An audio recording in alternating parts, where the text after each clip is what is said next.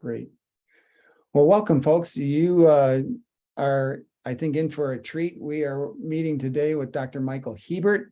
He comes to us from the University of California at Irvine, where he is starting out a stint there after spending 10 years at the University of Nebraska in Lincoln. And he's an associate professor of education.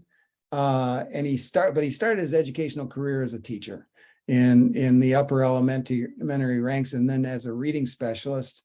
He received his master's degree from Harvard's Graduate School of Education and his PhD at Vanderbilt. His expertise is in writing instruction and assessment, reading, learning disabilities, literacy for special education populations, and intervention development. So quite a spectrum there.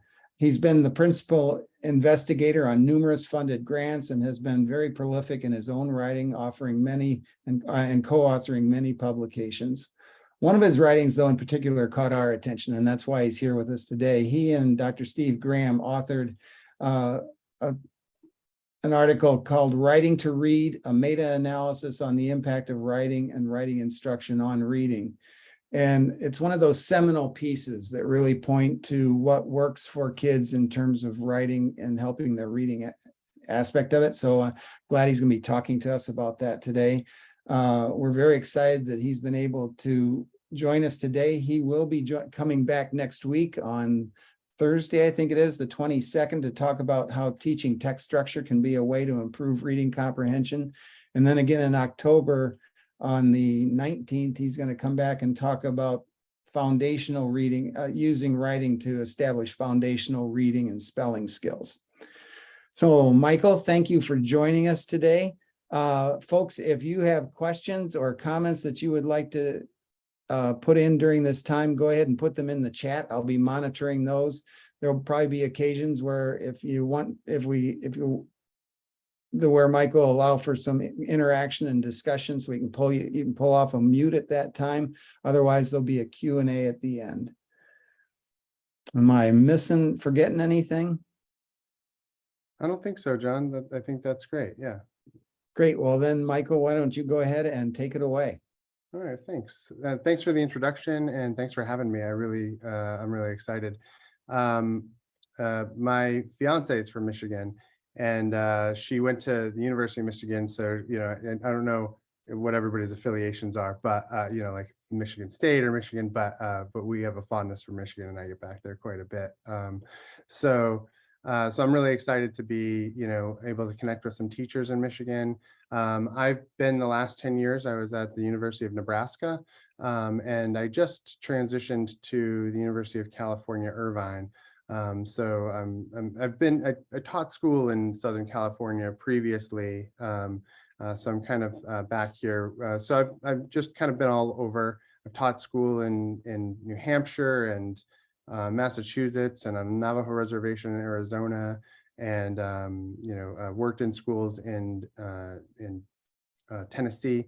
So I've really been sort of all over and seen a lot of different schools. So I'm hoping that the strategies that I have for you, I think that they're pretty universal, right? So these things are going to be something that you guys can use, and that'll be worthwhile for your students. So one of the things that I got really, I was a teacher before. I was a third grade teacher, and then I was a fourth grade teacher, and then I became a reading specialist. And so I worked with, really all of the grade levels.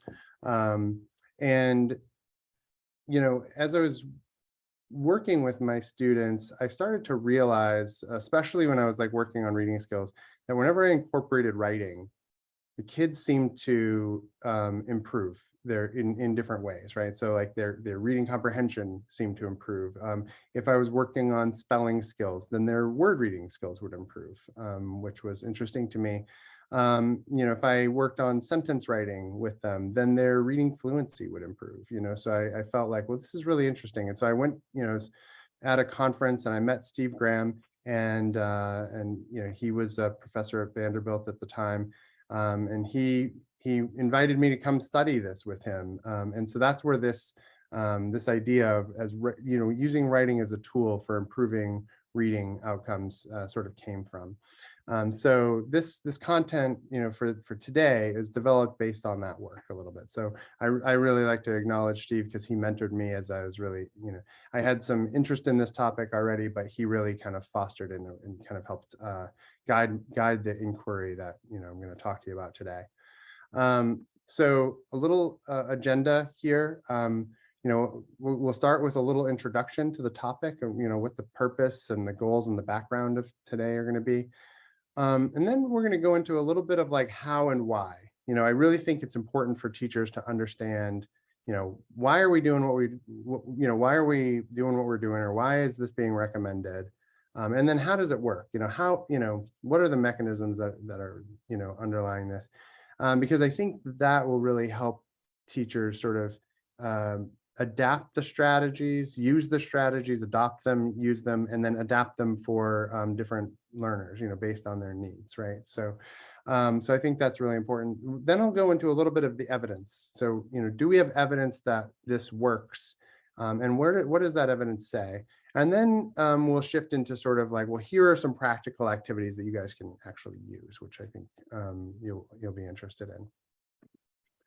So the purpose of this module is to highlight how teachers can intentionally incorporate writing into their classrooms to improve reading, right? So there's some intentionality. I think that a lot of times we incorporate writing activities in different ways, but we don't necessarily think about it as a tool for improving reading. Sometimes we think about it, and I used to think about it this way, as a way to assess students' understanding of something, right? So I'd have them write answers to questions, for example, or I'd have them write a summary of what they read.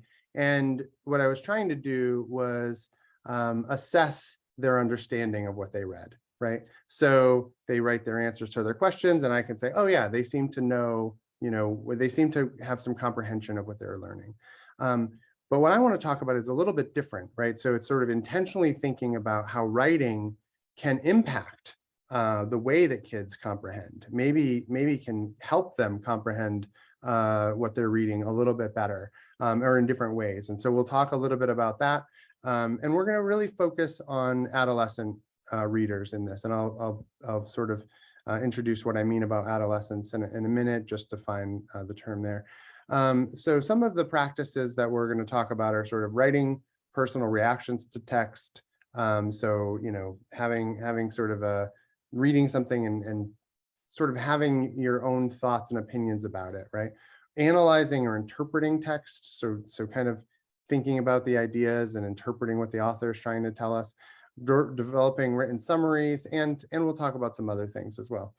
And then what I hope for you to gain from this is to, identify some strategies that you can add to your toolbox, but then think carefully also about like, what are some considerations when I'm using this, when I'm using writing more intentionally? How do we do that? And can we do that in different areas like language arts, science, social studies?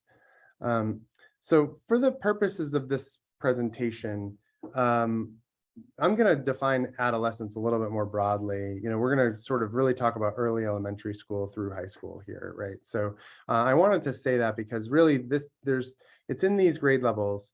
Like Gene Shaw is famous for saying that, kids in the fourth grade, there's this fourth grade sort of like this switch from learning to read to reading to learn, right? Where kids have foundational skills now that they can use to foster their own learning, right? And that's kind of the goal, right? We want kids to be able to pick up books, read content, and learn from it, because we can't be there to teach them everything, right? So we want them to be able to access material on their own. And so really that's what we're going to sort of focus on is from that time, that shift from learning foundational reading and writing skills to now be able to use those skills for learning. Now, that's not going to necessarily be, not all of our kids in grades 4 and up have the skills they need at that point, right? So we still need to maybe do some foundational skill development for some kids. But I think in general, we will, this is about the age range we're talking about here. Another sort of little goal that I have here is to build a bridge from research to practice, right? I want people to understand the research a little bit so that we can kind of connect what is the research saying around this topic, so that we can use the practices more effectively, right?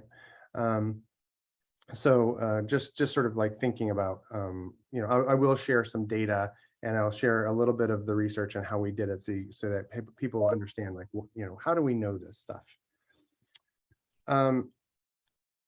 When we write, one important thing is to sort of think about our audience, right? Like, I'm always talking to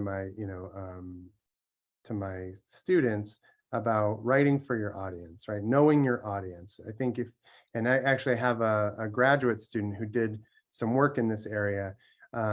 She did an audience awareness strategy where she had kids write about pictures, and there was missing information. And so as they're reading, they had to like choose pictures based on what the writing was, and there was always like missing information, and it made it really hard for them to make the choices for the correct picture. And because of that, it sort of helped them understand that, oh, my audience really has to have the information that they need, right? And so we really need to know our audience.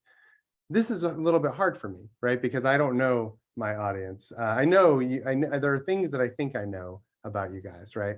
But I don't know you personally, right? And so, but when we write to communicate, we really want to make sure that we're sort of giving something that's worthwhile to the person who's receiving that communication. And so I wrote this presentation for sort of an absent or distant audience, and I'm hoping to get to know you a little bit through the presentation. But before now, I don't know what grade levels you teach. I don't know, what your student populations are like in your schools specifically, and things like that. So, that's a little bit of a challenge. Now, technology has allowed us to like get really, really close, right? Like I can actually see people, or I can hear you at times, right? And so I don't have to necessarily write for speech, but I want to share this this sort of theoretical model that Gunnarsson put forward in 1997. And I think there's still parts of it that are relevant today, right? So he talks about like communication acts, and how communication acts are sort of like, whether it's speech or writing, and how we communicate is sort of driven a little bit by our audience, right? But by who we're communicating with, right? And so we've got sort of our private selves, and then our public selves. And when he talks about public selves, he really focuses a lot about on our work, right? So like our work selves.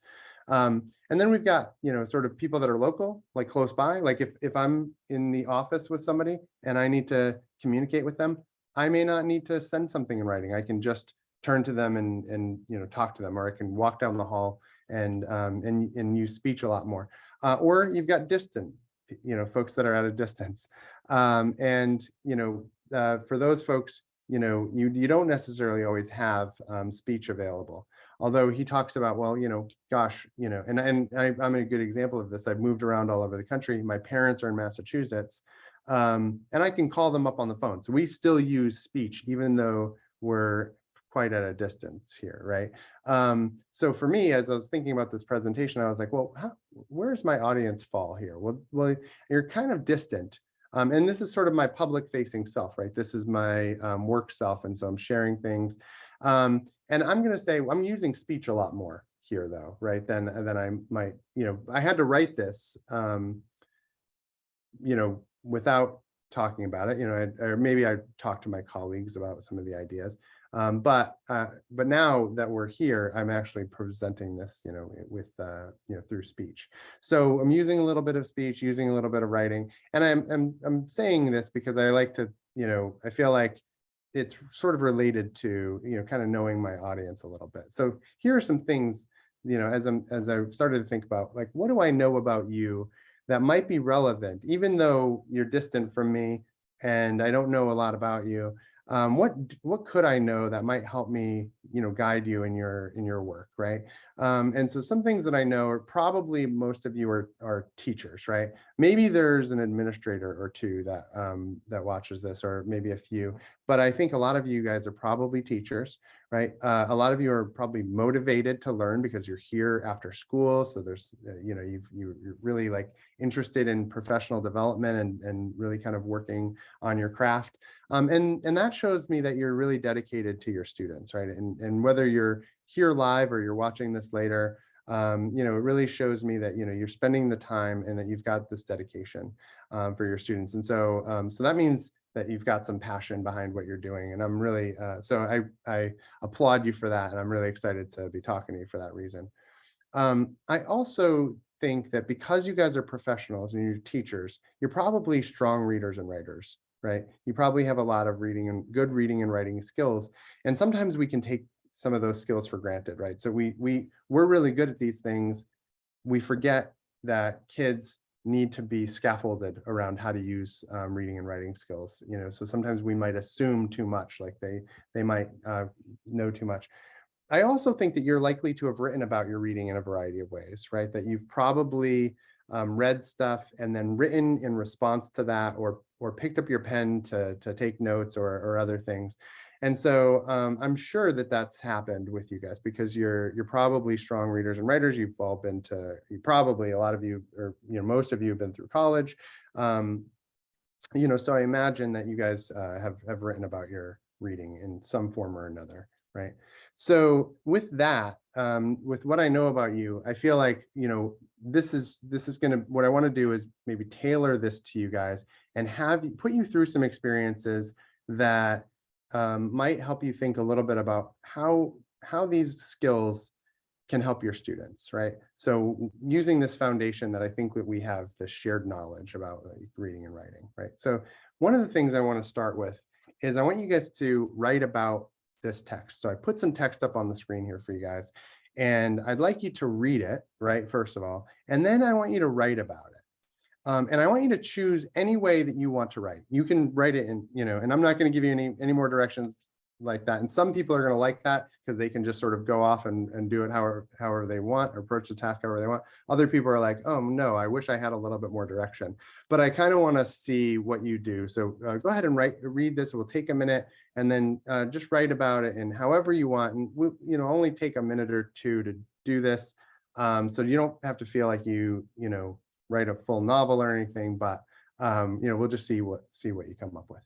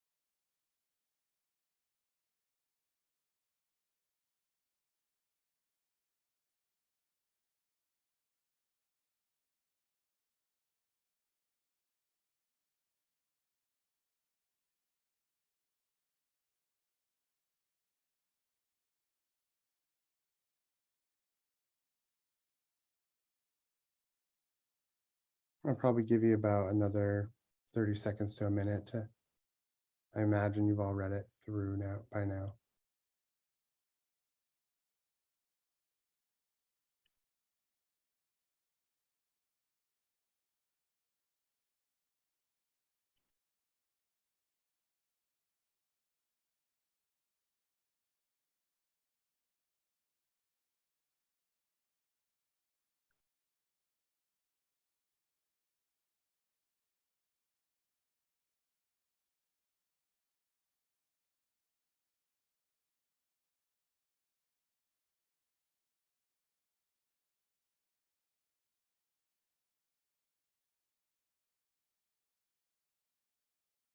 All right, I think that's probably good.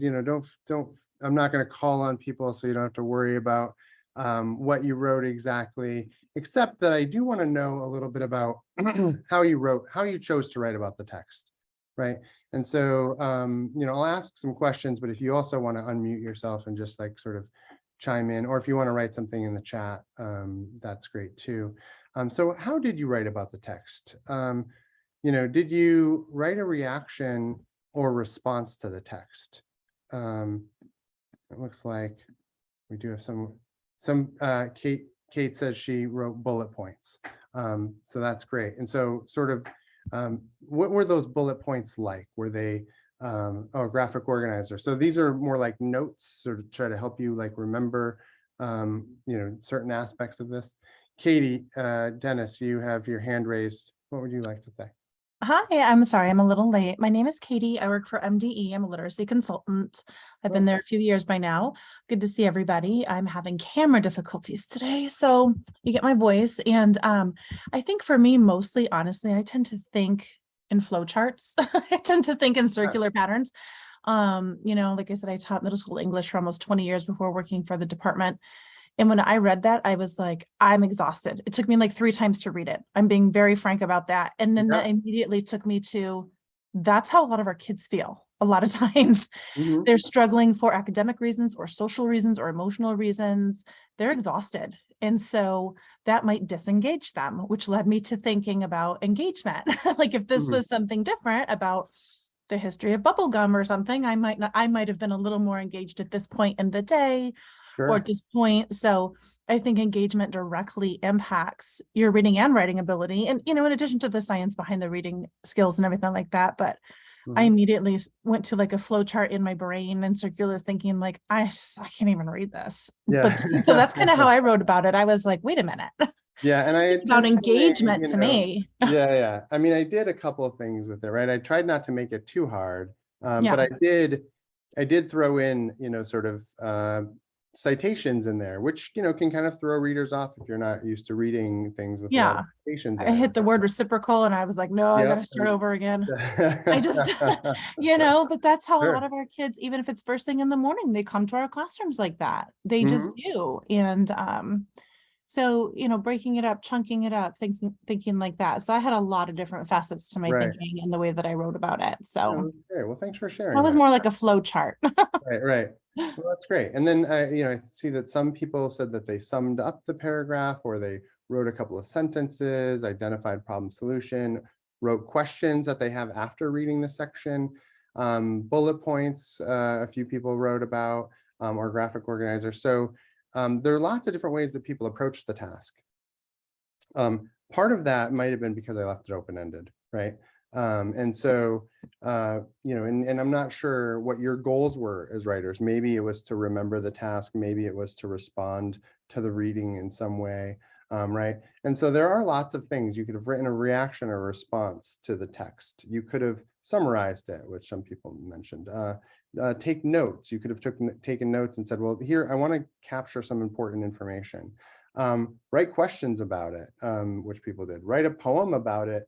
We didn't see people do that, but I have in the past had people just sort of get creative with how they respond to text.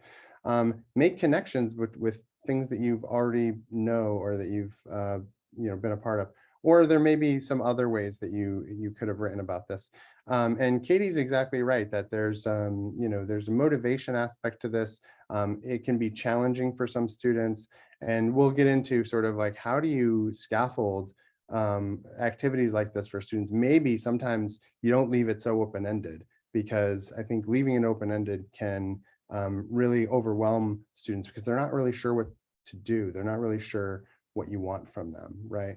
But nonetheless, there's lots of different ways that we could have attacked this. So now, a couple of questions that I have that maybe we could, again, react to a little more is, do you think that the writing might have impacted your comprehension in some way? Do you think that maybe you either remember the ideas better having written about them? Do you feel like you might have maybe thought differently about the ideas, or identified, different levels of importance because you wrote about these in some way. Go ahead and take a minute to just sort of like think a little bit. You don't have to jot notes. I know I have like jot notes down. You can feel free to do that, or if you just want to like sort of think, how did that, facilitate your comprehension, or did it at all? And so I guess I'm wondering, and you can feel free to respond now. Do you feel like it impacted your comprehension? And then do you think that those different tasks, all of these different tasks that people did, do you think that they're all equal, or that they might have impacted your comprehension in different ways?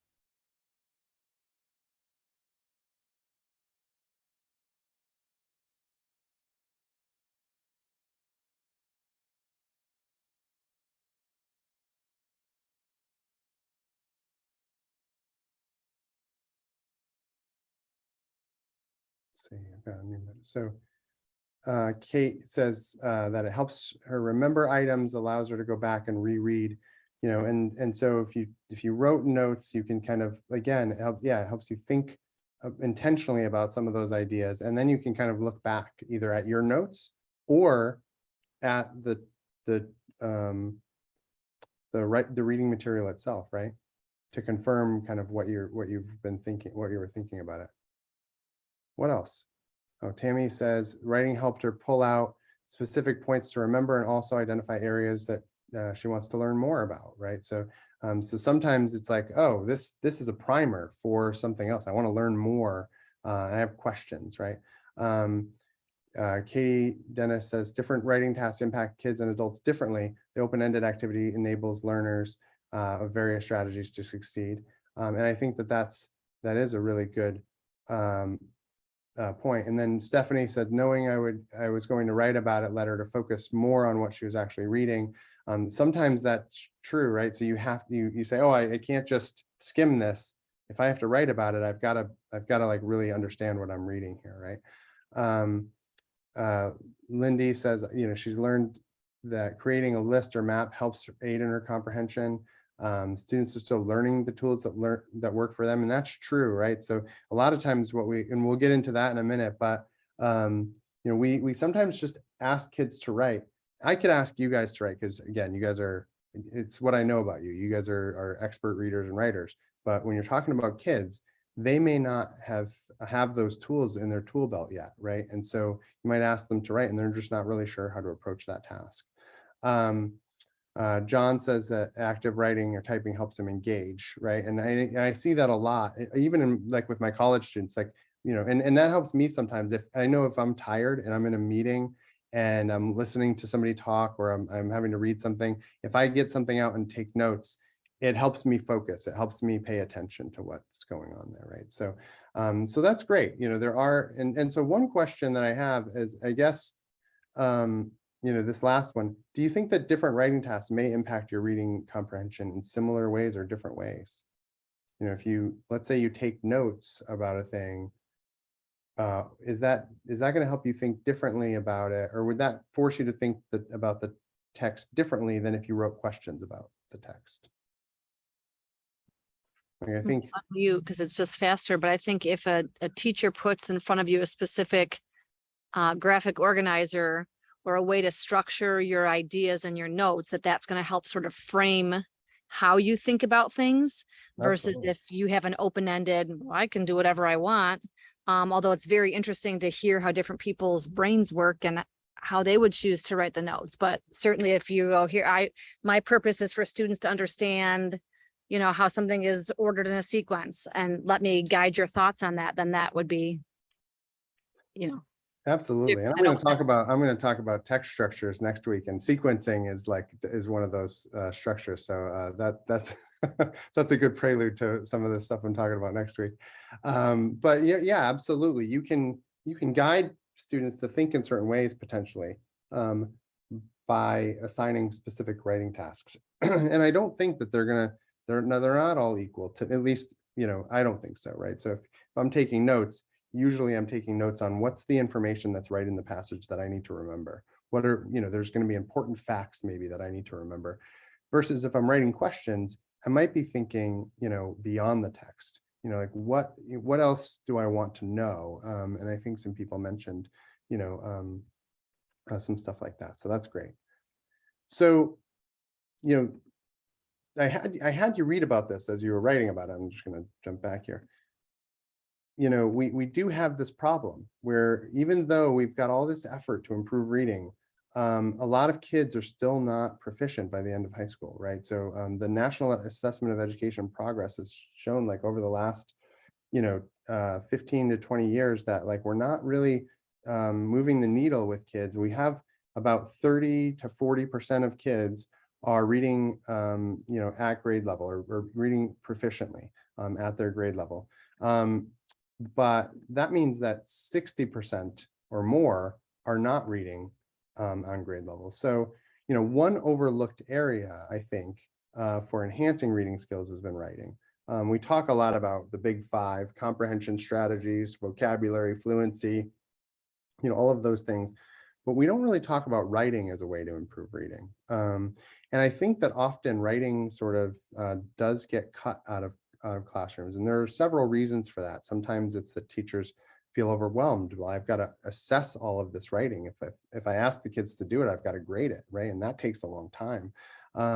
It could be that having kids write takes a long time in the classroom, right? So if we're going to ask kids to write about something that they've read, well, gosh, we could have a discussion about this in like a few minutes, but it may take them 10 or 15 minutes or 20 minutes to write about the thing, right? So it's like, can I spare that time, right? And so I'm hoping that we can, and that I can convince you that it's important enough to find the time to do it, because it's really effective when we do.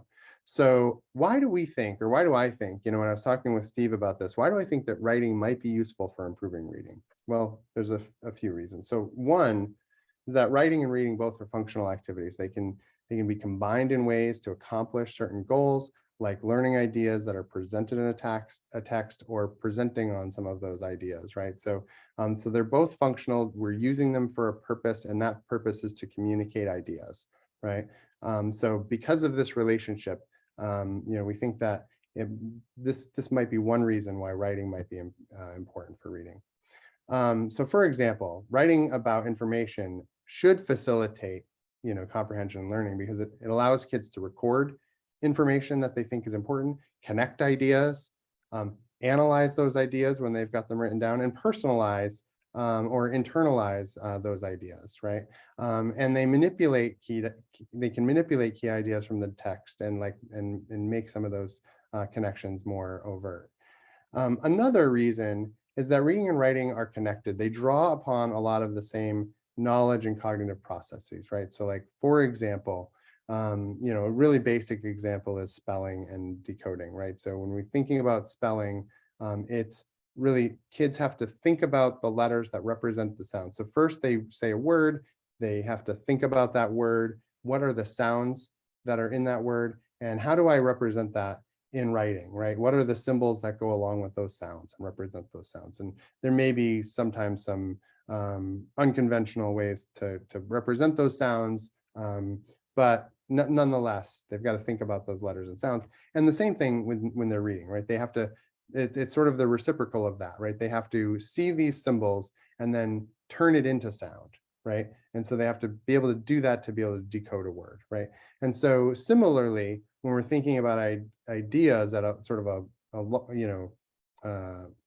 later developmental level, or we're thinking about maybe comprehension and writing, then we need to be able to sort of see how ideas are connected when we're reading, right? So we read a sentence in a paragraph, and then later in the paragraph, there's another sentence that sort of connects back these ideas across sentences, right? And then when I'm writing about those things, maybe it's a graphic organizer, maybe it's a summary, but I've got to be able to make that connection when I'm writing, right? So I can draw arrows, or I can somehow link these ideas together in my writing, right? So they have these common knowledge and cognitive processes that are involved. A third way is that they're both communication activities, right? So writers should gain insights about reading when they're creating their own text, right? When they're writing a text, kids should be able to say, oh, well, when I write this, I'm really trying to communicate these ideas. That's what authors are doing for me. When I'm reading somebody else's writing, they're trying to communicate these ideas for me. And so, so that might lead to better comprehension produced by others. There is some research out there by Klein and Appleby and others that I'll include some citations are, so what writing might facilitate learning in a few different ways. And so one of those is that it fosters explicitness, right? The writer has to select which ideas are important. And then as they select those ideas, then write those down. So they can't write about everything. They have to choose, right? Which ideas are the most important for me to sort of get down or to focus on if I'm going to write a question. These are things that, they have to be explicitly, they have to explicitly think about which ideas they want to focus on. Another is that it results in a permanent product, right? And that permanent product, when the kids sort of write these ideas down, is now they've got something that they can reflect on, they can review, they can re-examine it, they can connect the ideas with what they're writing and what they read. They can sort of decide, oh, I didn't write exactly what I meant here, or that doesn't really represent the text, and they can change it. So they can critique or revise, they can create new understandings, all of that because they've got a permanent product there, right? So they've offloaded some things from their working memory onto paper, and now they can really kind of think about those ideas differently. Sorry, my clicker wasn't working. So it also fosters personal involvement with text, right? So it requires decision making. So kids have to personally make those decisions about how to treat those ideas and how they're going to write about them.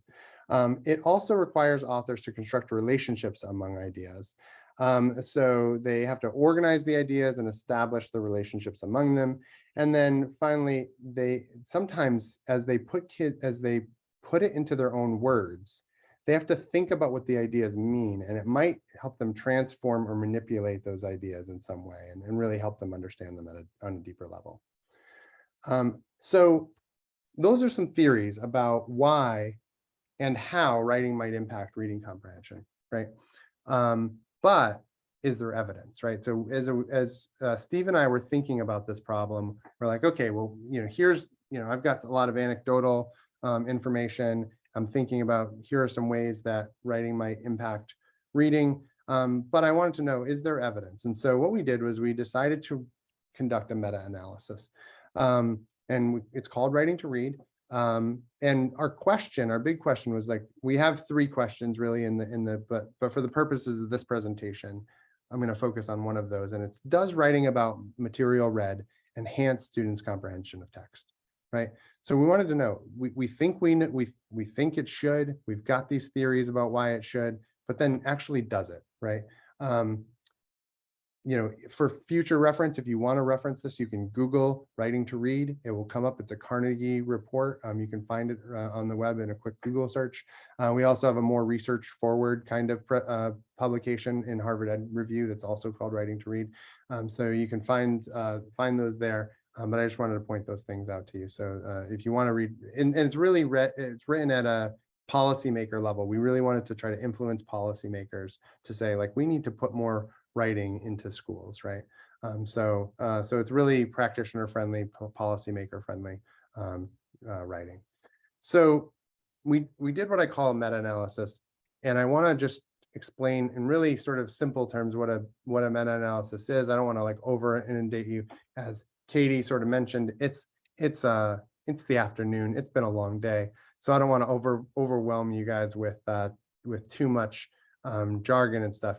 But on a really basic level, what we did is we looked at every experiment that we can find, and we summarized it, right? So we summarized it by doing like a statistical analysis where we combined all of the information across these experiments, right? So, and what I mean by an experiment is that, we might have had one group of kids write about text, and another group of kids didn't write about it. So they might have read it, but talked about it or done something else, but they didn't do any writing. And then we compare the groups. Which group performs better on reading comprehension measure, right? And so one goal of a meta-analysis is to find every experiment that has ever attempted to answer this question and calculate something that's called an effect size. You guys don't really need to know too much about what effect sizes are, just that, there's this thing out there that's called an effect size.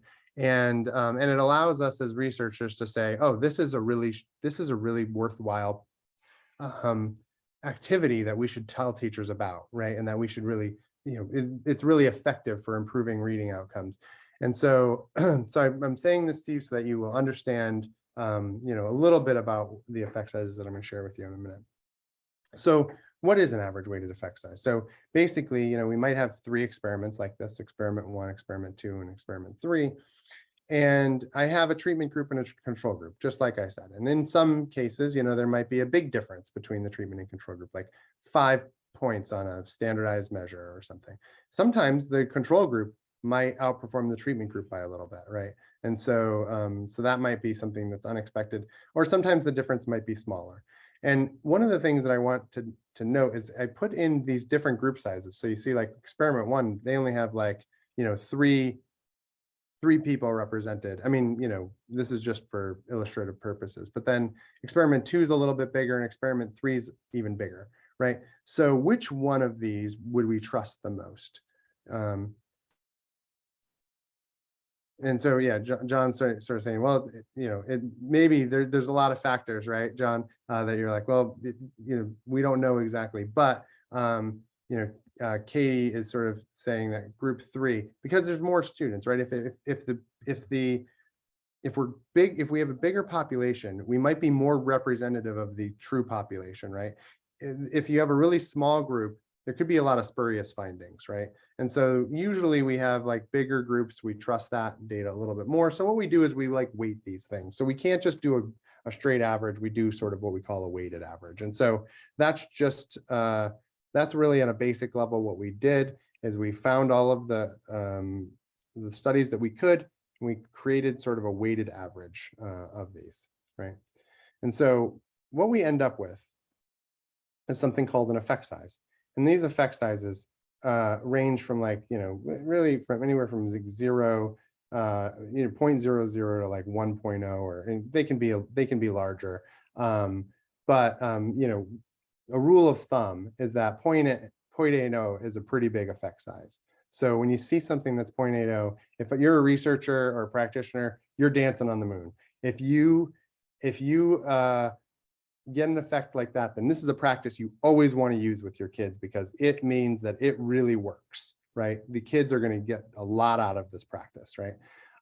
If you have something that's like sort of in the 0.5 range, you're dancing on the Empire State Building, right?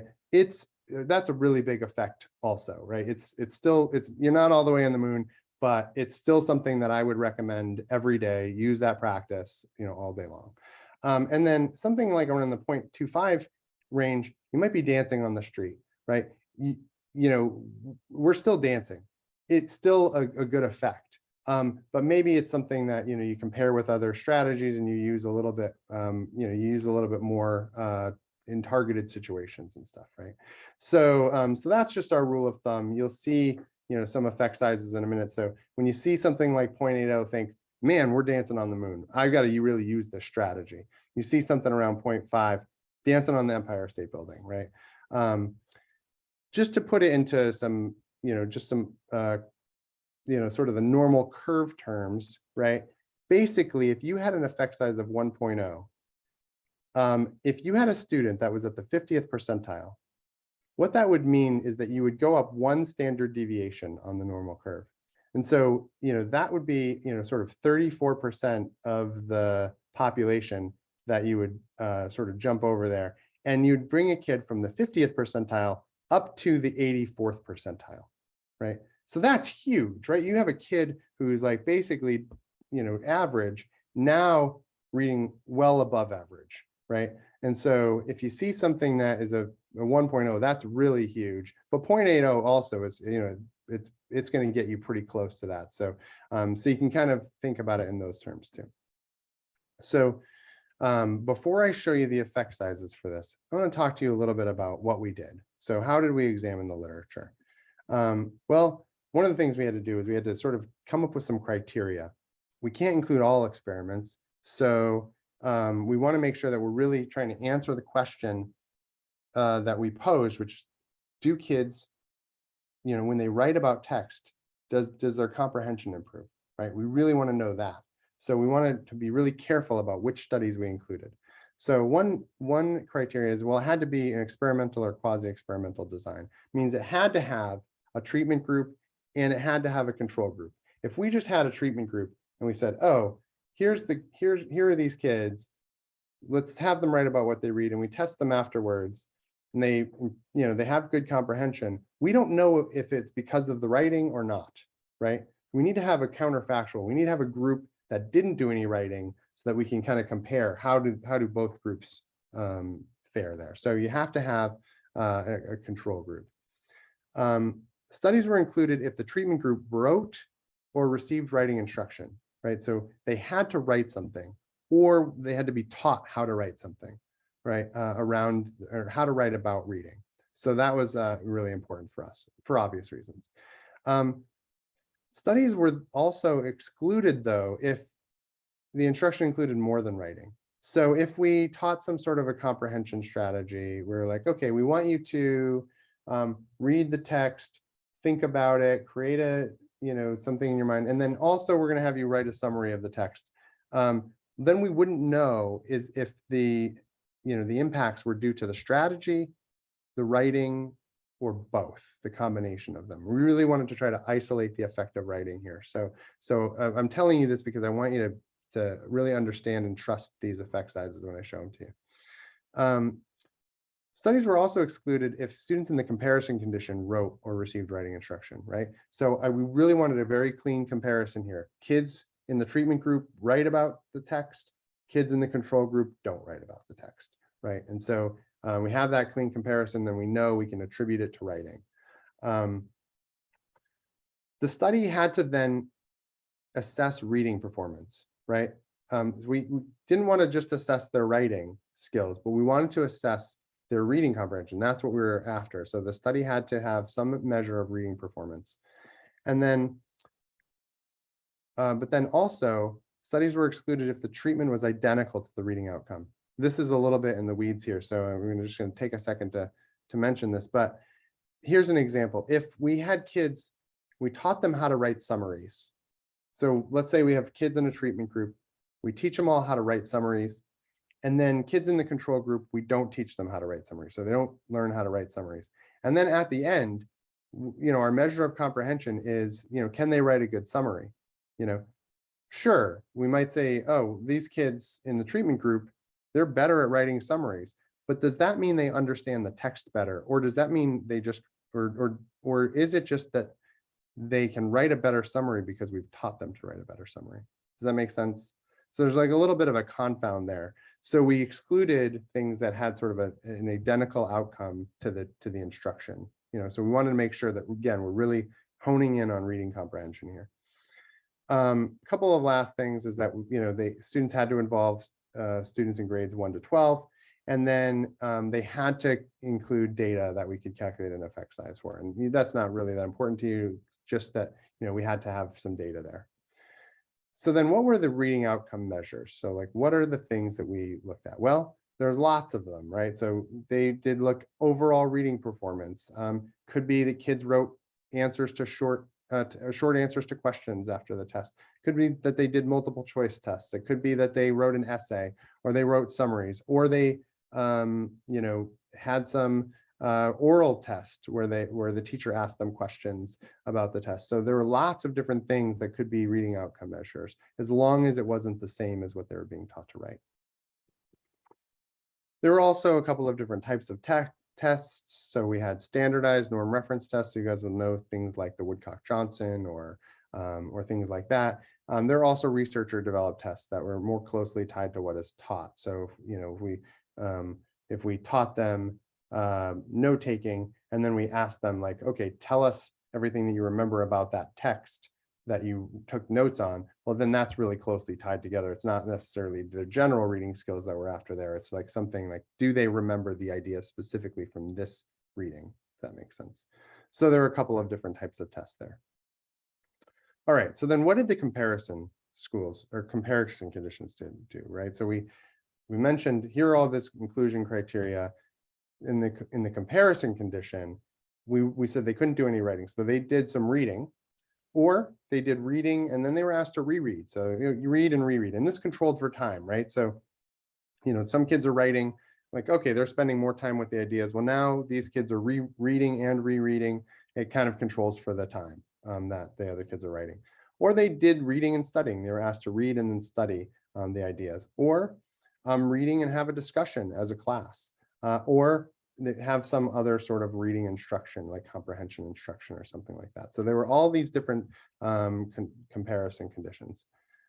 So based on that, when we gathered all these studies together, we found a number of writing activities. So generating or responding to questions, note-taking, writing summaries, or we called like extended writing activities where kids wrote analyses or interpretations of text. These were the ones that we had enough studies that we could kind of look at those. So what are your guesses about what the most effective writing activity was, and where do you think we'll be dancing? And then why do you think so?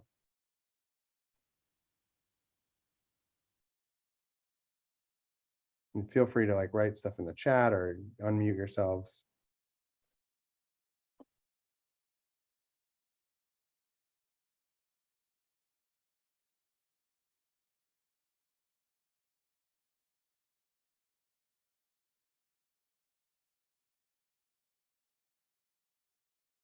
I'm waiting a second because it might be that people are typing and it takes a minute to write ideas. And yep, so there's some. So Daria thinks that generating questions and analysis has us on the Empire State Building. I love that. We're dancing on the Empire State Building. All right. Note taking and summaries, John thinks. Analysis or interpretation, others think. And a couple of people think that. So let's see what where we're dancing and what strategies were the most effective.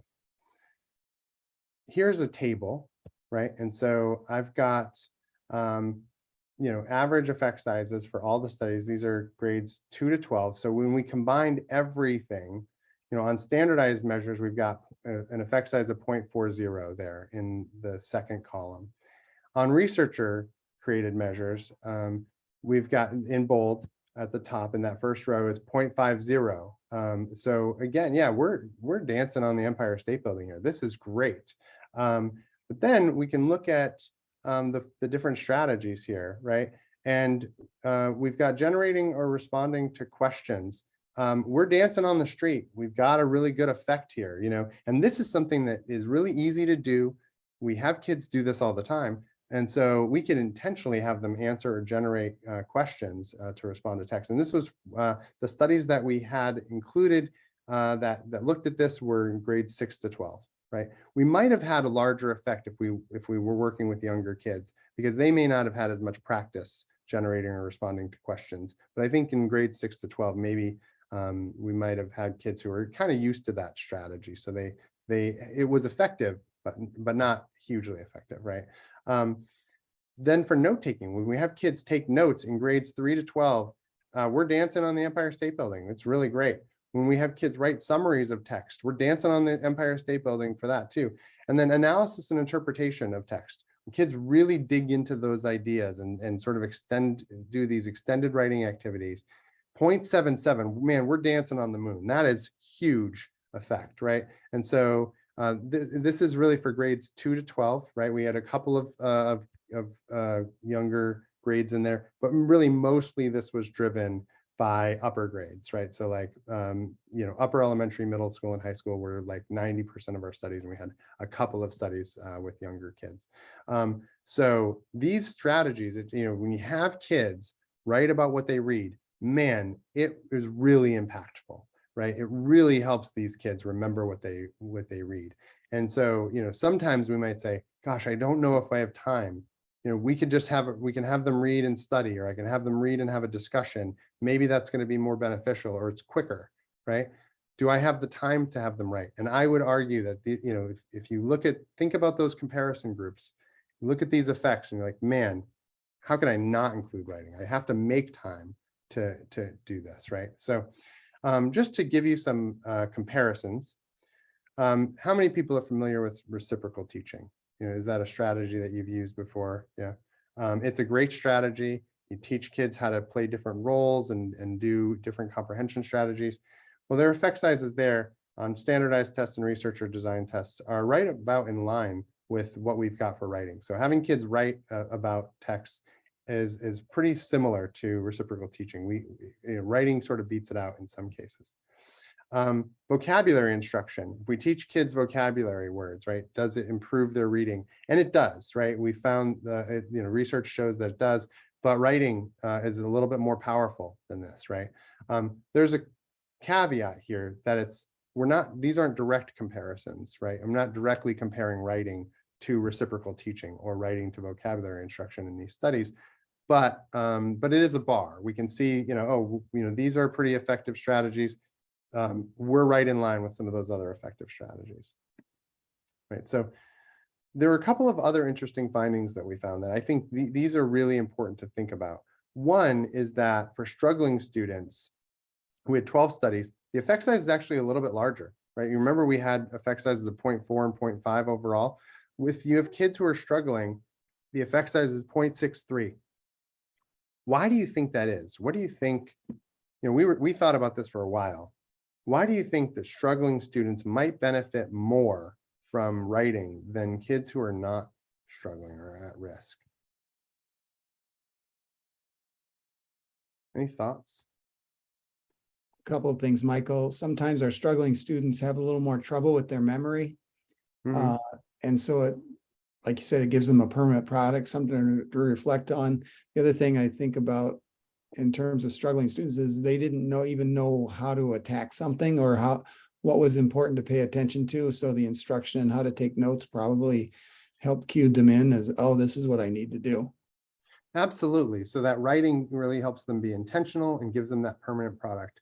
Another thing here that I think is that, if kids are having trouble reading, then writing can kind of help them focus. If you've got kids who are not struggling with reading, like, I asked earlier, could you have read this? Did the writing impact your comprehension? If you're a really expert reader and you read something pretty simple, do you need to write about it to understand it? Maybe not, right? Like if there's a lot of things that I can read that I don't really need to take notes on. I can just internalize it, right? If I'm a really good expert reader, so there's only so much that the strong readers are going to be able to move up, right? They already have really good comprehension of the text. You have them write about it. Maybe you get a little bump, but it's not going to be as big. You got these struggling readers, they have a long way to go with their comprehension. So, you get a little bit of a bigger bump with them, right?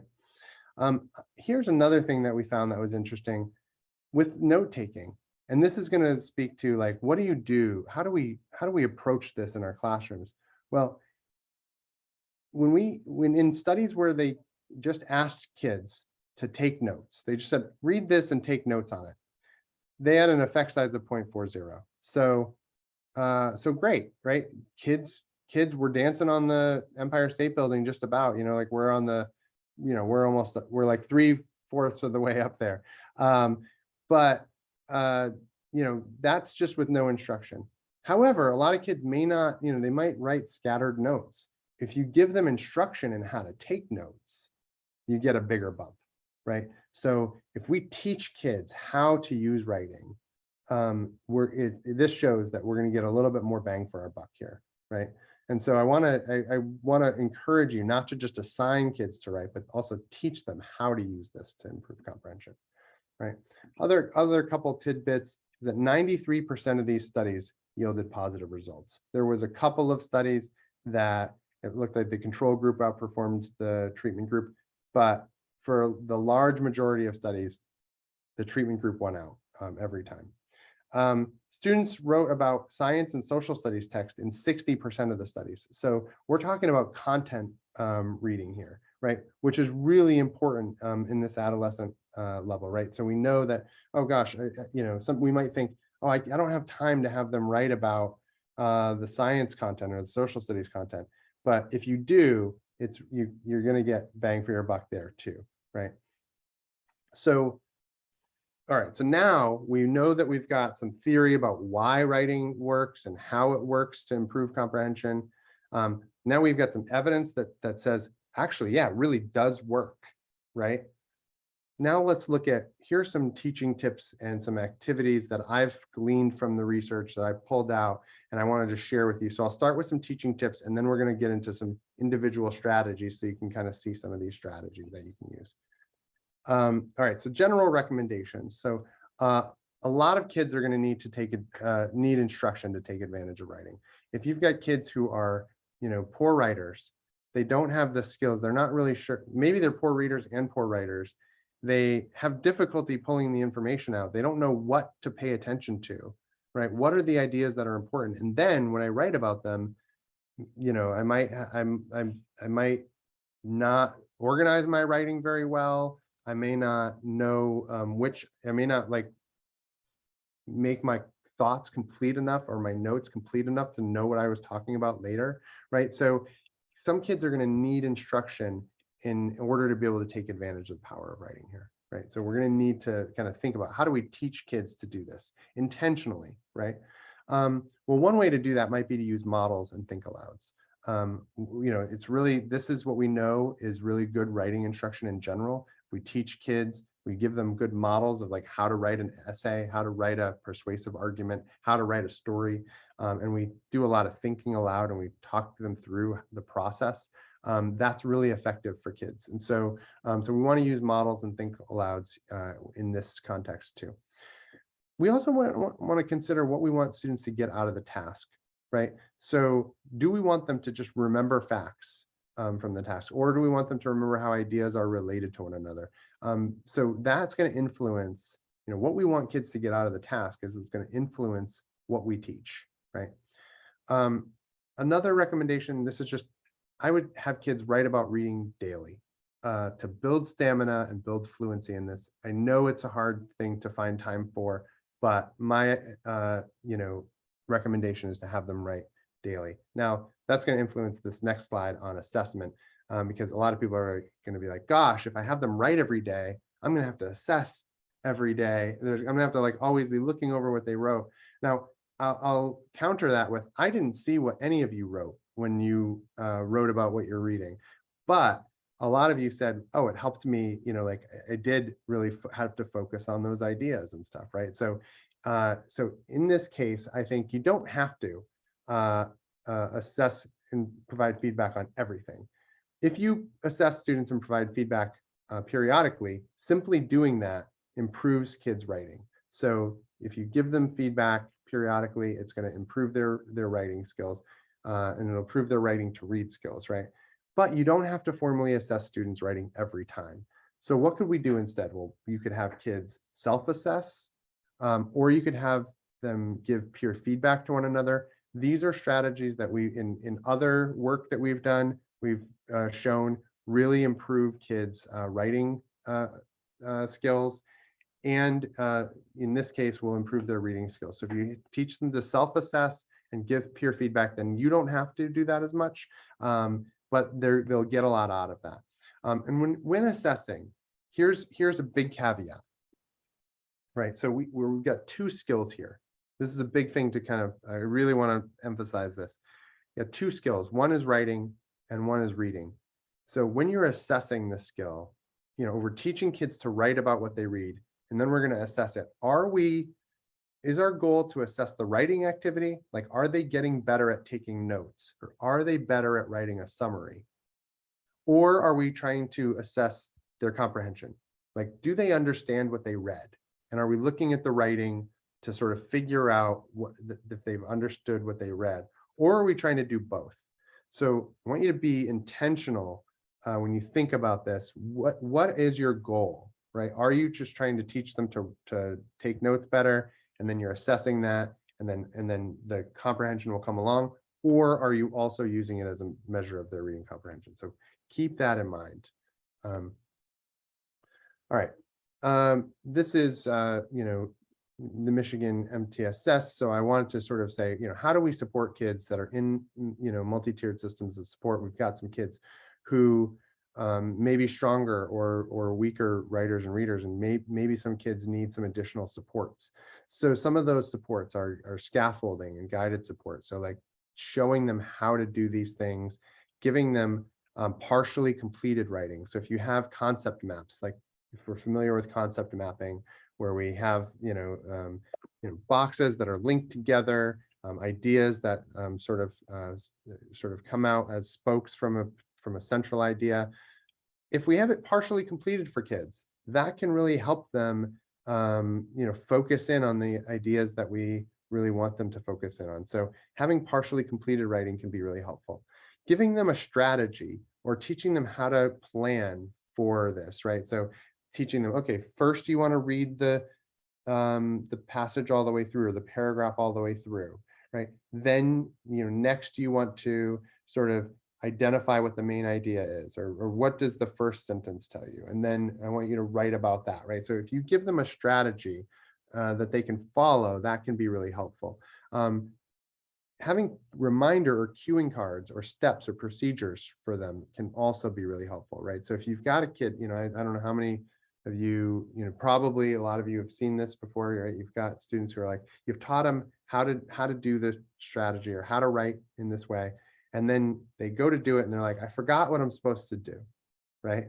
Well, I'm not sure what to do next.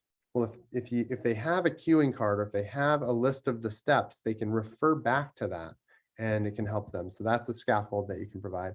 And then providing regular progress monitoring, watching them and observing and giving them, especially for kids who are struggling a little bit more, you might be able to have different amounts of progress monitoring for different kids, right? So some kids might require a little less, some kids require a little bit more frequent progress monitoring. That'll allow you to sort of check in with them and help them see what their needs are and kind of help them in that way. All right. I see that some things are in the chat. I love that. I'm just reading them now. I think these ideas are great, right? So like without writing, they might not have done the reading. I think, again, we talked a little bit about that. That's great. I won't read through everything in the chat. I'm glad that you guys are like engaging with the ideas as we go along. So that's really awesome. All right, so those are some tips. So now what are some strategies that we can use, right? So what are some things that you could pull off the shelf and do with your kids? So one thing that we found, this is one that we found that'd be pretty effective for grade level, kids in grades 10 to 12, were macro rules for summarizing, right? You can give kids, this is sort of what I was talking about, is giving them sort of a list of rules, things that they can do to help them write a summary, right? Sort of a list of things to follow, right? So, in this study by Weisberg and Balathi, the content area was social studies. And basically they taught them these rules where they said, we want you to summarize a paragraph.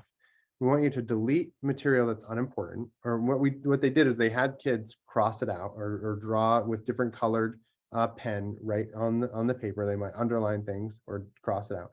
Delete material that's repetitive. So if something's said twice, you don't need to say it again. You don't need to say it twice in your summary, right? Or you can, and another thing you do is substitute a superordinate term for subordinate ones. So basically collapsing lists. So if you have lists like apples, bananas, and oranges, what could you say instead? Like, well, the store had apples, bananas, and oranges. Well, you could summarize that by saying, oh, the store had fruit, right? And so collapsing the list into something that's a little bit shorter, right? And then at the end, selecting a topic sentence, and if there's no topic sentence, inventing one, right? So, so kids were taught to underline and cross out in different colors, and summary writing was modeled and explained. And I'm going to just show you sort of how to do that, right? So here's an example where you can see I crossed out a term and didn't make my my animations aren't working right, but that's all right. So one thing that I might do is if I'm modeling, I'm going to model first that we need to read the passage, right? So I'll read this out loud, and then I'm going to talk through, my think aloud for how I would think about what to cross out here. So, so remember, the first thing I've got to do is delete material that's unimportant, right? So the evidence from this meta-analysis shows that having students in grades 2 to 12 write about material read enhances their comprehension of it. This was true for students in general and students who were weaker readers or writers in particular. It also applied across expository and narrative texts, as well as subject areas, language arts, social studies, science. Moreover, the study found 4 types of writing to be effective: extended writing, summary writing, note-taking, and answering or generating questions. Confidence can be placed in the findings, as we replicated them repeatedly, and the quality of the studies was relatively high. More than half of the studies were true experiments, and the primary weaknesses were limited to failure to include multiple teachers in each condition, which occurred 57% of the time, and to empirically verify that the treatments were implemented as intended. Therefore, writing improves reading comprehension, right? So I've read this passage, right? So now I need to sort of delete material that's unimportant, right? So one of the things, as I was reading that, I'm thinking, gosh, I read, there were a lot of really good ideas here, but then it got into the sentence where it said more than half the studies were true experiments.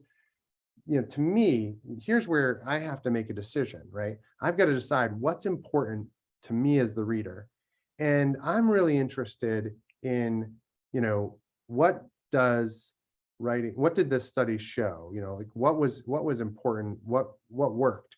So this information about, half the studies were true experiments and the primary weaknesses were limited to failure to include multiple teachers. All of that, I think, that's not really important to me and what I'm trying to learn, right? So I'm just going to go ahead and cross that out, right?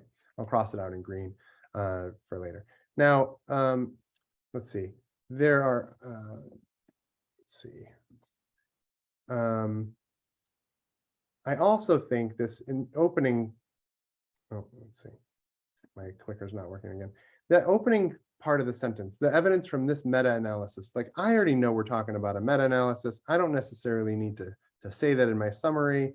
I really want to know, again, what's the meat of this? What are the important ideas? So the evidence from this meta-analysis shows, I'm just going to cross that out and I'm going to call that unimportant too. Also, there's some other words here like, this comprehension of it, or moreover, or therefore. I'm going to cross those out too, because they're just extra words. I don't really think that they add a whole lot to my summary, right? So I'm just going to cross out some things that are unimportant there. All right. Now, I said that sometimes it's important to give kids a checklist or give them, cue cards that like, what can you do? So now, all right, I've deleted unimportant information. So now I can check that off. I've done that. Now, the next thing I want to do is delete repetitive information, right? So let's look back at this text and see if we see anything that's repetitive. A lot of it isn't, but, in the beginning of this, it says, having students in grades 2 to 12 write about material enhances their comprehension. And then the last sentence there says, writing improves reading comprehension. It's kind of the same thing, isn't it? So I'm going to cross out the last part there because that's sort of repetitive with what it said in the beginning. So if I'm just summarizing this, I don't need to say it twice. I'm going to cross that out. All right, and then I'm going to go ahead and check off delete repetitive information. So now the next thing I've got to do is say, I can substitute a superordinate term for a subordinate term. I'm using this heavy language here. I wouldn't necessarily use that. I would talk to kids about collapsing lists instead, maybe. But you get it. So I've highlighted a couple of areas where I see like these lists, right? So expository and narrative text, as well as subject areas like language arts, social studies, science, right? I don't necessarily need to say all this. If I just say subject areas, I kind of know what I'm talking about, right? I know it's language arts and social studies and science. So what I'm going to do is I'm going to cross that out and I'm just going to highlight, okay, I'm just going to call it like subject areas. Also, it says that 4 types of writing were effective. I think I can remember some of that stuff, and I already crossed out answering and generating questions by mistake. But just pretend that I crossed all of that out at once. So I'm just going to say that different types of writing were effective. I think I can remember what those types of writing are. So I'm going to cross that out too. I'm going to go back to my list and say, okay, I've substituted superordinate terms for subordinate ones.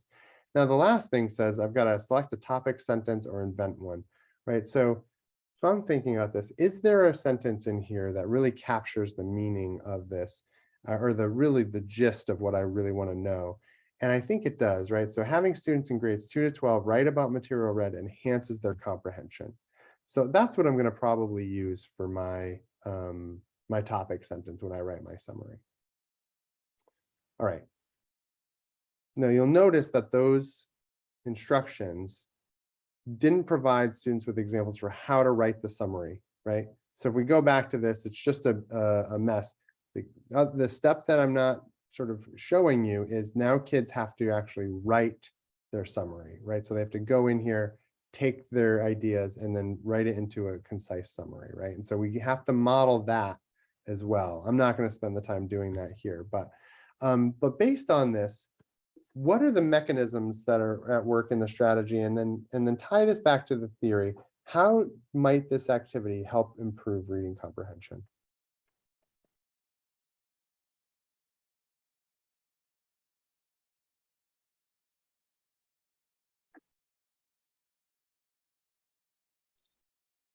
It seems to me, Michael, that lack of background knowledge would really hinder determining what's important and what's not. Mhm. So selection of text when you're originally teaching this probably needs to have things that kids can have more background knowledge or to work with. Absolutely. Yep. So you're going to want to make sure that, and you don't know, this is the tricky thing when we're teaching, right? And especially when teaching like science and social studies and stuff like that. We don't know always what background knowledge kids are coming with, right? Sometimes we do if it's related, if we taught a unit, we know the things that we've taught, but we don't always know what kids have. But you're right that background knowledge can be a real help here, right? So if you are first teaching a strategy, you might want to make sure that you're giving text that's accessible to the kids and you can teach them how to do it. And then they're eventually going to have to make decisions about things.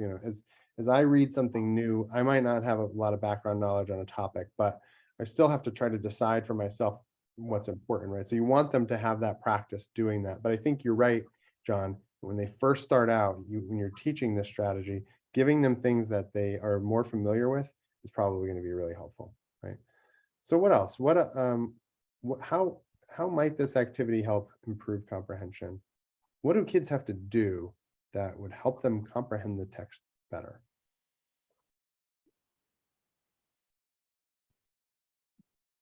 I just put in the chat, they're sort of forced to focus on some keywords, but the nice thing is it's in front of their face, and then they can physically manipulate the text by highlighting or crossing things out so that they're interactive with the text. Right. Yeah. And so we've talked about that, how kids have to interact with the text, right? And the writing kind of forces them to do that. If they're, and this is, the crossing things out, but also they're preparing to write. They have to, as they're thinking about what are they going to write about, they have to be intentional, right? We said they have to be explicit about these are the important ideas, these are the unimportant ideas, especially at that beginning point. That first rule is delete anything that's not important. Right. So they have to be really intentional about what they think is important and not important. So that's great. All right. So thanks, Kate, for jumping in there. Here are some of the thoughts that I had. Students have to identify the important information. They have to then reorganize the information in some cases and identify the relationships among the ideas. When they do write their summary, then they have a permanent product that they can refer back to, they can revise, they can reconsider or re-examine, they can add to it, etc. And they may also have to transform it into their own words. And so as they do that, they sort of really get a chance to really dig into those ideas a little more. I'm just going to share a couple of other strategies, and then I'm going to have you, there are going to be a couple of things I'm going to have you do participate in one at least. Here's another one that we saw worked. This was kids in grades 3 to 6. This study was by Jenkins et al. in 1987, so a little ways back, but we've seen other studies like it.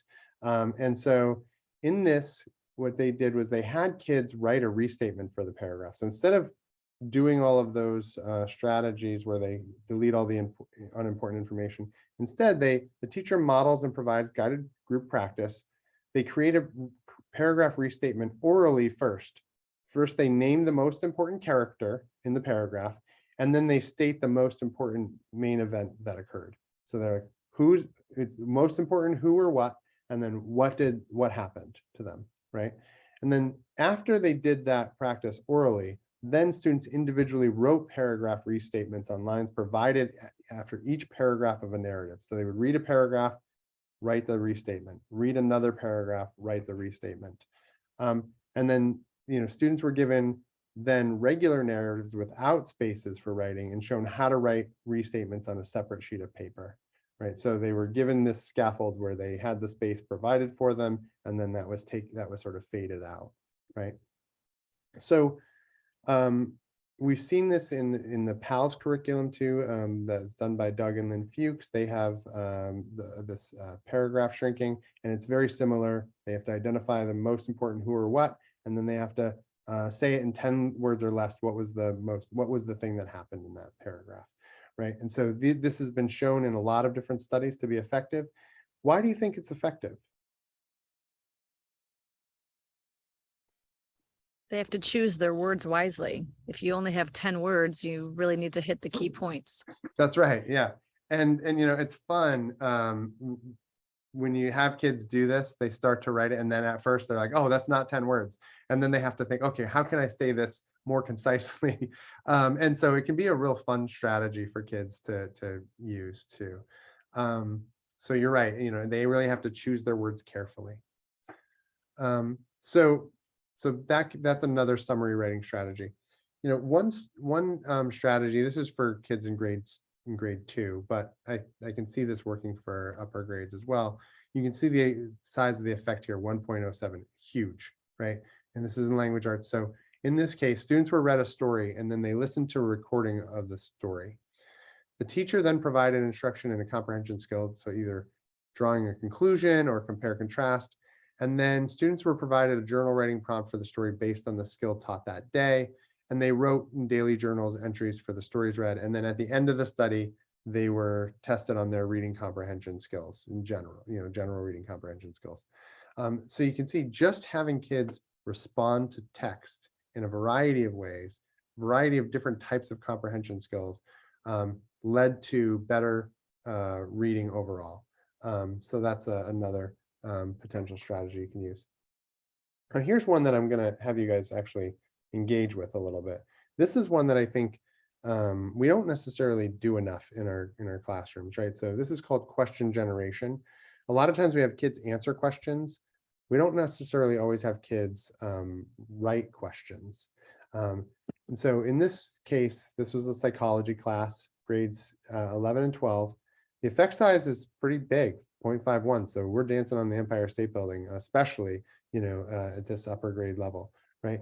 Students were given models of questions written by experts, so they got to see what good questions looked like.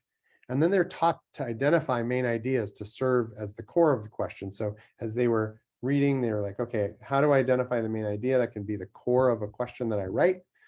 Then they're directed to form questions which ask for new instances of ideas or concepts. And then when generating a new instance was inappropriate, questions could be about the text, but paraphrased, but in a paraphrased format. So essentially, what we're saying here is that kids were asked to, you know, they could write a question about something in the text, but the question had to be like, where else do you see this? So it's like, if you see this like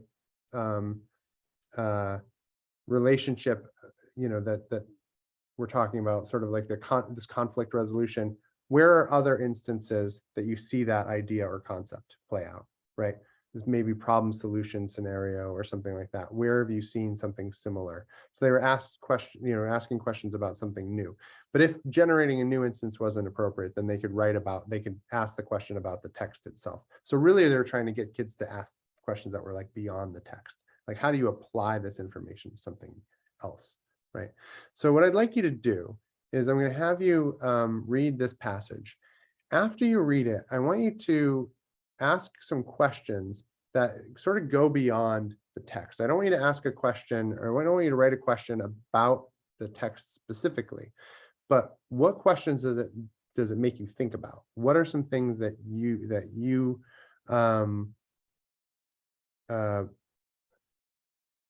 what sparked in terms of your interest that you might ask more about, right? So go ahead and read this over and think of some, write a question or two. So I'll give you a minute to do that.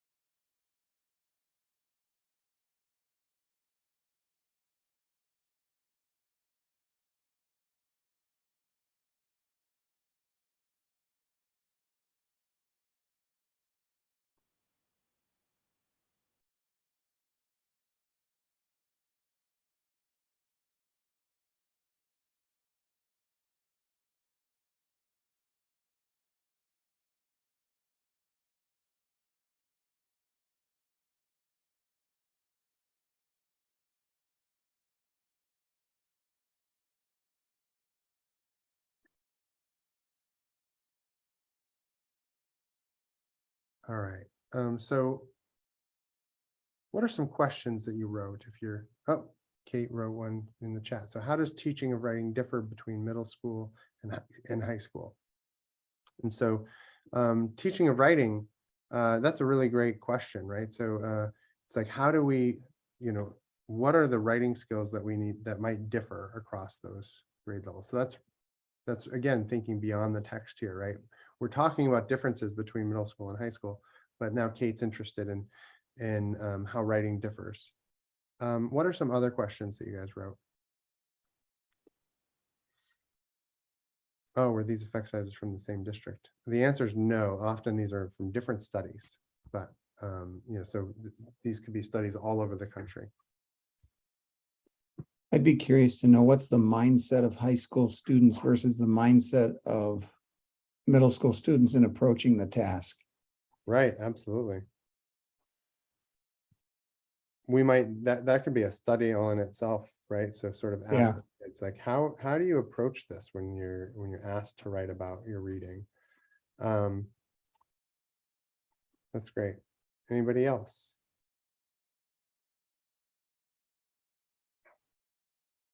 Was there a purpose set for the writing in either location? Yeah. Was there a purpose set? So, that could be important, right? If kids don't feel like there's a reason for doing the task, then they might not want to do it, right? And so these are good follow-up questions. And this is really important to think about. Now, I don't have the answers to all of these questions. And that wasn't really the point of the activity, right? The point is like thinking, how does this activity make you think differently about the text or about the ideas than some of the other previous activities? So when we think about some of the questions that were just asked, so how does teaching differ across these? What's the mindset of students? Were effect sizes from the same district? Those kinds of things. How is that thinking different than, say, the thinking you might do if you're taking notes? Yeah, absolutely, right. So you can't just regurgitate the text. You have to think about, what do these ideas mean, right? In the grander scheme of things. John, you look like you're about to say something. Yeah, I'm thinking like Michael Coyne, I remember hearing him talk about the importance of first focusing on understanding what's in the text before, so your efferent learning as opposed to your inferent. And so you want to stay in the text, and that before you start venturing outside of the text. So I'm wondering, does this fall into a spectrum where now we're at the higher end of that in terms of question generation, or is this something? So I would challenge, I need to talk to Michael, but I would challenge him on that a little bit. I mean, I think that it's important to do both things, but like there's some research now, like for a long time, we get these ideas as a field. And I'm going to give you an example of like, something really lower level, but like in decoding, or sorry, phonemic awareness and phonological awareness. We thought, well, we got to teach kids how to blend syllables before we can teach them how to blend phonemes. Like phonemes are smaller units, and so it's going to be harder to hear those. So we got to teach them how to blend syllables first before we can teach them to blend phonemes. More recent research is actually saying that we can do both of those things simultaneously, right? And so I wonder here if like, yes, I think it's important to stay within the text, but I think we want kids to think about, we want them to engage their thinking and challenge their thinking. And so, and I think by thinking beyond the text, they really are thinking about the text, right? So if we say like, some of those questions, for example, here, let's see. If we're thinking, how does, what's the mindset of middle schoolers and high schoolers? For you to ask that question, John, you had to really think, oh, they're comparing middle school and high school students. They're saying that middle school students, got more out of this task than high school students did. But maybe there's a reason for that. And that reason could be mindset, right? So you had to think about those ideas that are in the text in order to be able to think beyond it. Does that make sense? Yeah, in all fairness to Michael, that was 15 years ago. Oh, yeah. No, and I and I don't know, I haven't had the conversation with him either, right? So I mean, I just think that sometimes, you know, I'm always a skeptic, right? I encourage everybody to be skeptical of the ideas I'm presenting here too. But I guess you know, we always want to like take everything with a grain of salt. I just feel like, you know, it could be possible that we can do both things at the same time, you know? Yeah. But I think, you know, again, here we're not, you know, we're engaged in something that's not just regurgitation. It's not just simple memory of facts, but we have to sort of think about why are these ideas important, and we have to evaluate, and it helps us evaluate them, right? So like Kate's question about are these effect sizes from the same district, you know, that sort of tells me that she's being skeptical there. Like, you know, is this a real effect? You know, like can we how much trust can we, or do we need to study this a little further? Just because we have higher effect sizes in one than another, it could be different contexts. There could be lots of things that are going into that. And so I want to know a little bit more about this before I really jump in and buy in, right? And so I think that that kind of thinking can be fostered by question generation. That I think it's really interesting, and I think it's a strategy that we don't use enough. So anyway, it requires them to think in a different way than, say, summary writing. You know, kids need to evaluate what the passage is telling them, but also what it isn't telling them, right? They have to think about what's not being said here. And it depends on, you know, the effectiveness of this strategy is going to depend a little bit to some degree on the types of questions they generate, right? So some kids are going to generate really like very surface level questions, and some kids might generate questions that really get them thinking. I would encourage people, if you're using this, to then have kids talk about the questions they generated and try to maybe pick like what are some questions that are really interesting and that you know, help us think differently about the text. If they can sort of evaluate, you know, not even answering the questions, right, but just evaluating what is this question, you know, how is this question helping us think about the text? That could be really valuable for kids. All right, here's another strategy. I'm not going to have you do writing for this one, but this is in science, you know, so concept maps. A lot of people in the very first activity that I had you guys do when you wrote about text, a lot of people either took notes using bullet points or did concept maps or some sort of graphic organizer. So in this case, in grade 5, we had a great effect size here. Students were introduced to expert created models. And so they're shown, this is what a concept map looks like, you know. Students then partially filled in expert models so they could, like, you know, sort of fill in the blanks a little bit, and they had a scaffold there. And then that scaffold was taken away, and then they were just given word lists and concepts that they could use to create their own concept map. And then finally, they were taught to independently create their own concept maps, coming up with their own keywords and ideas, right? And so you can see the scaffolding here that's happening, right? We're not just asking kids to develop a concept map, but you know, the authors here really thought about how do we go from giving them a model to helping them, you know, sort of more independently create their own concept map. And so, you know, I really would think here you want to really think about how can we scaffold instruction for these for learners who might be having a little bit more difficulty, you know, just reading the text and understanding it.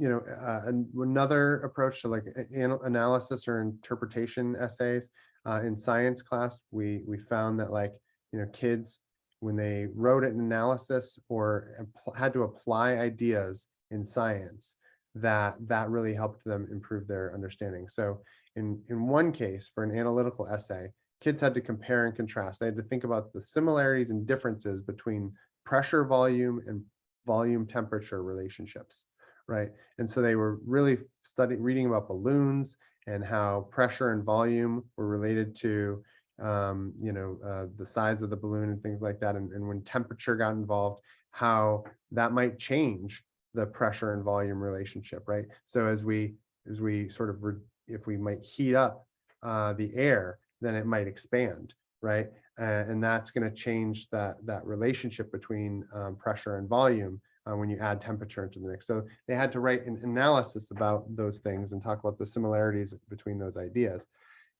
For an application, they had to then create, some students had to write a concrete situation in which a balloon of gas was subjected to varying conditions. So, okay, well, now it's in a cold condition. Now it's in a warmer condition, or there's more pressure in the environment. So what would happen to the balloon? And they had to write this application essay.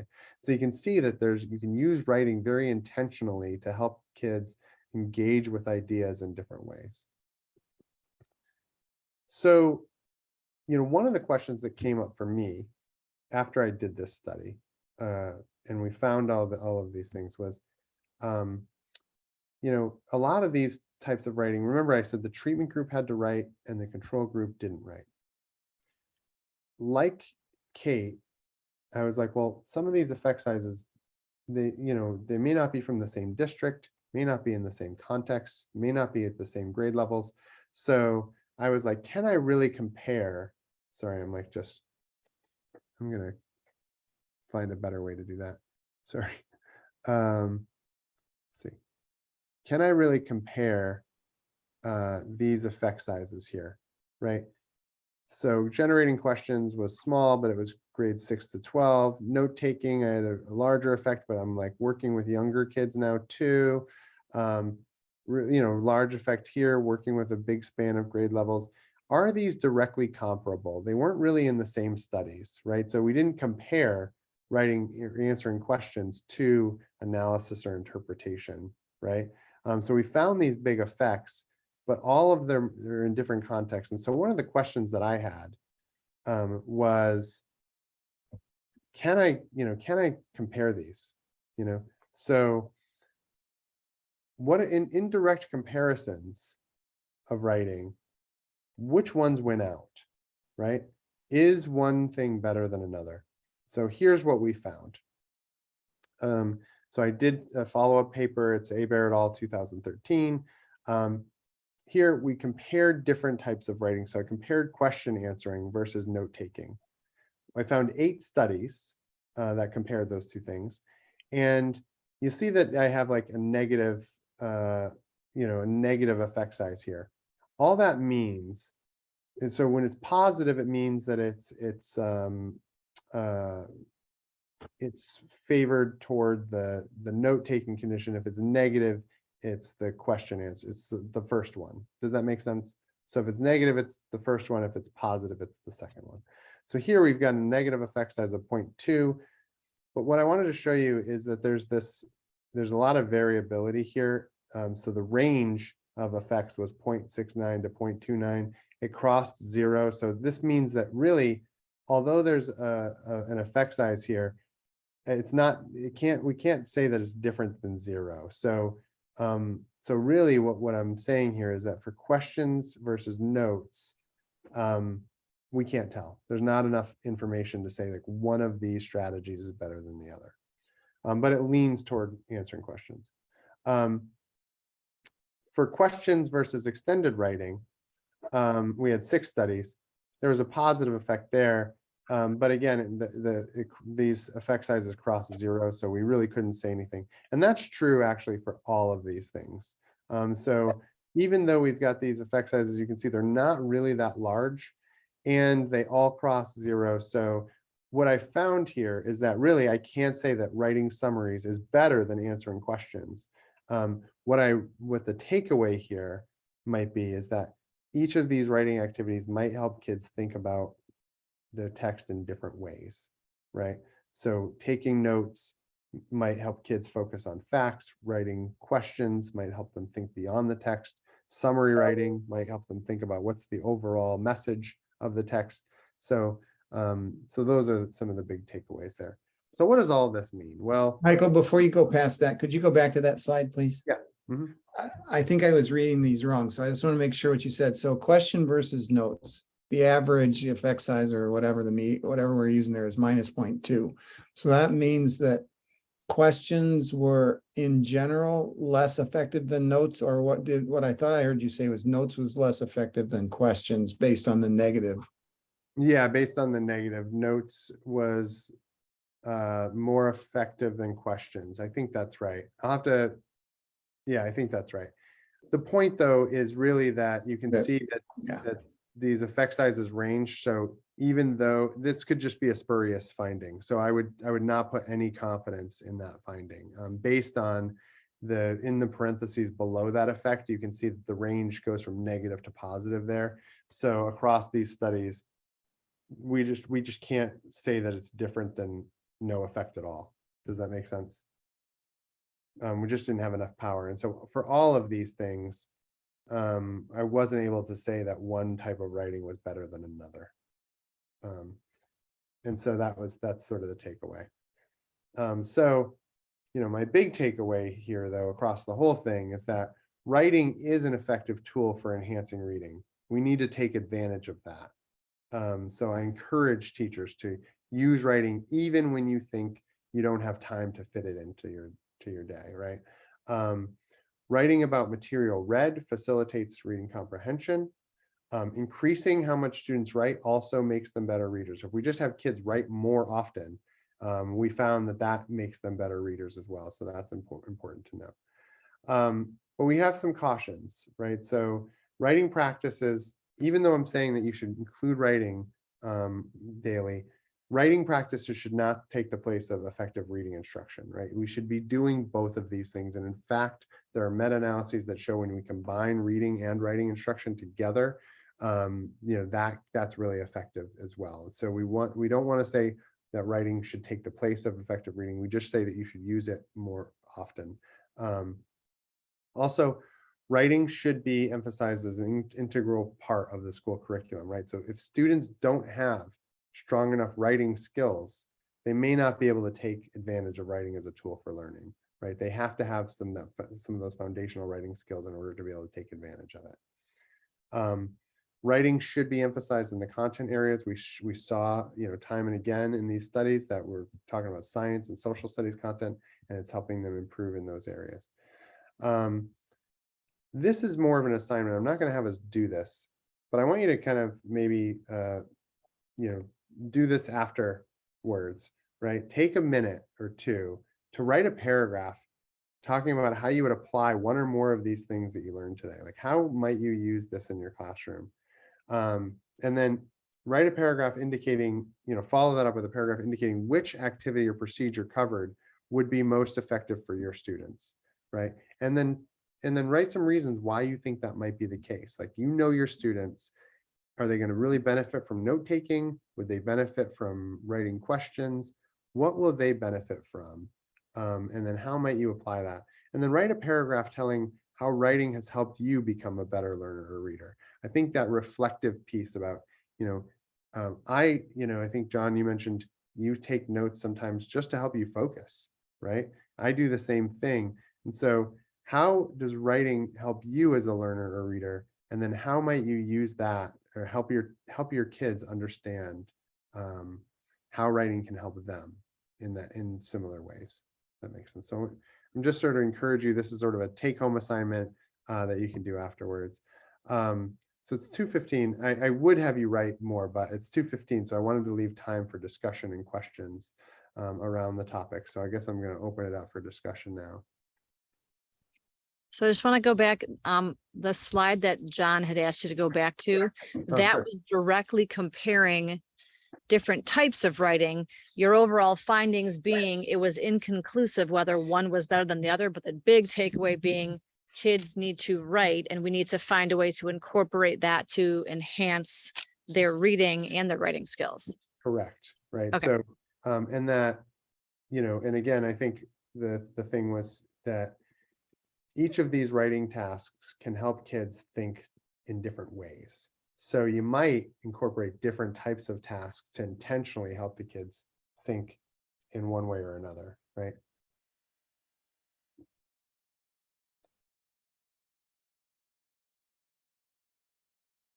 John just put in a link for evaluation of the presentation. So I'd love to hear how you think I did and stuff like that. I hope that this was useful, but we can also just kind of take some more time for discussion too. Oh, John, I think you're muted. You bet I am. Yep.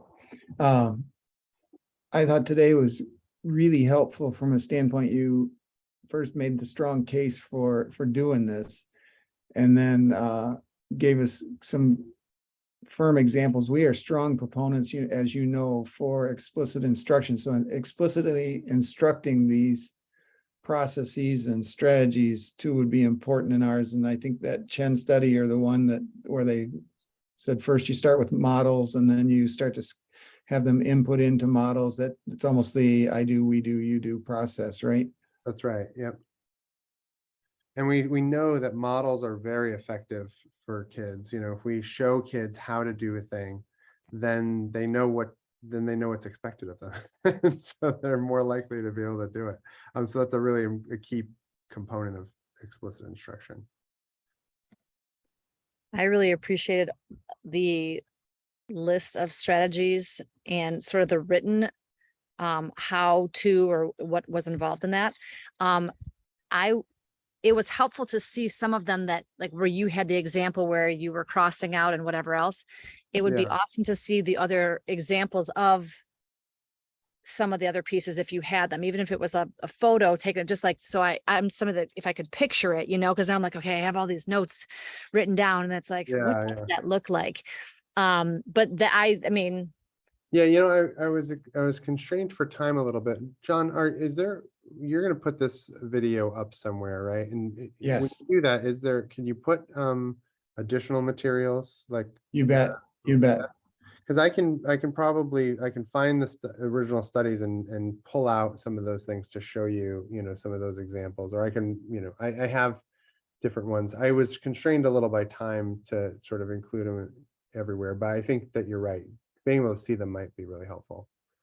And we can do that at any point, Michael. I mean, Okay. it doesn't have to be right when we submit it in. We kind of own the library, so. Okay, yeah, great. So I'll add some of that stuff. Does anybody else have any questions or like want to further discuss? Oh, You're getting a couple messages here in the chat. well, if somebody's going to watch it again, if Daria's going to watch it again, that to me, I feel like I did a pretty okay job if somebody's like willing to watch me again. So thanks for that. But I'm glad it was useful, and what we can do too, John, is I sent you the PowerPoint. So if people want, well, I mean, I guess if you look at the video, you can always skip ahead to the point where we have those specific strategies. But if you want to put the PowerPoint up, you're more than welcome to. If people want to just like click on the slide that's got those strategies on them. Yeah, at least initially, Michael, I think we'll in a PDF form. Yeah. We'll put the slides up. Okay. Yeah, that sounds great. So yeah, appreciate all the work that went into this. Sure. okay, so I have a question about your time at Vanderbilt. Who are you working with? I was working with Steve Graham primarily, and Karen Harris. So I learned, we did a lot of like things around writing to read, but I also spent a lot of time learning about self-regulated strategy development for writing. But I also kind of worked with Doug and Lynn Fuchs, and Don Compton was on my dissertation committee, and then a lot of people that I worked closely with, like are out now as professors, right? Everybody's sort of out, like Devin Kearns and Chris Lemons and Sarah Powell at UT Austin, and really lots of people that are my colleagues now from there. And that's where you did your doctorate? That's right. Yep. Steve Graham and Karen Harris are kind of rock stars in my mind. Yeah, So, they're pretty amazing. Yeah. yeah. So you were good. You were fortunate to be in that situation, but also had the skills and moxie and desire enough to be in that situation. So good for you. Yeah, it was really pretty great. I don't know. I just always felt like I wanted to learn more and do more. And I was, honestly, I was really floored when they invited me to study with them. I was just really taken aback, but it was really a great time. Do you ever want to get back into the classroom and do some of these things now to see what impact it would have? I would love that. I I do some of that. Like right now, I'm doing some projects where we're doing professional development work in the schools, and so I'll go in and observe teachers in Nebraska, mainly in Nebraska, and and work with I'm starting to work with some teachers here in California, but I'll go and observe, and we'll coach them on some strategies, and then watch them use them, and stuff like that. So I kind of get to see the secondary impacts of that, but I would love to like really work with the kids directly more. Yeah. Occasionally I get to do this, right? When I was running a reading center, sometimes I would practice what I preach a little bit with the explicit instruction. So I would model for my students what to do, and sometimes I would they'd be working with a student, and I would say, well, let me show you how how to implement this strategy really well. And so then I'd work with the kids directly and have some of the students observe me, and then they could then practice it. So I got to like work directly with the kids, but also model for the students. And so it was really, really fun. So I do love when I get a chance to do those things. Unless there's someone else that wants to make a comment, I'm going to go ahead and stop the recording. Thank you for your time. Yeah, thank you. And Kate, what